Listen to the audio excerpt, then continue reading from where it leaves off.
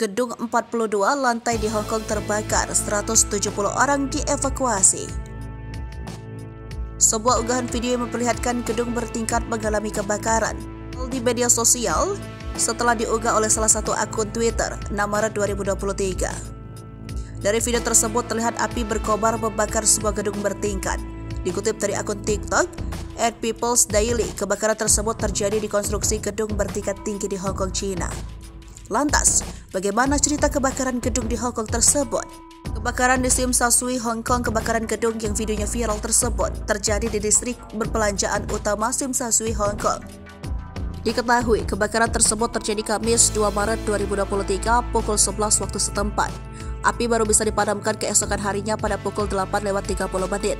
Gedung yang terbakar tersebut terdiri dari 42 lantai dan sedang dalam tahap pembangunan. Saat peristiwa terjadi, puing-puing gedung yang terbakar maupun bara api berterbangan menyebabkan balkon hotel dan sebuah gedung di dekatnya ikut terbakar. Akibat peristiwa ini, pada pukul 1:46 pagi, status kebakaran berada pada level 4, yang merupakan alarm keseriusan dari total 5 skala.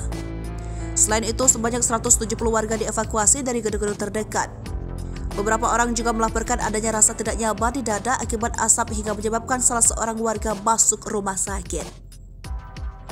Dikutip dari channel News Asia, kebakaran pertama kali terlihat di bagian atas gedung yang kemudian menyebar ke beberapa bangunan di sekitarnya.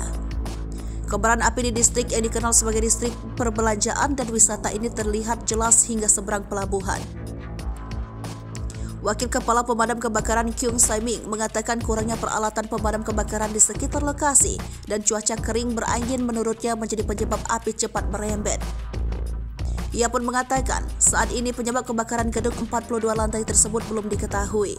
Menurut tim pencarian dan penyelamatan perikotaan Departemen Pemadam Kebakaran akan dikirim untuk menilai risiko dari dinding luar lokasi konstruksi.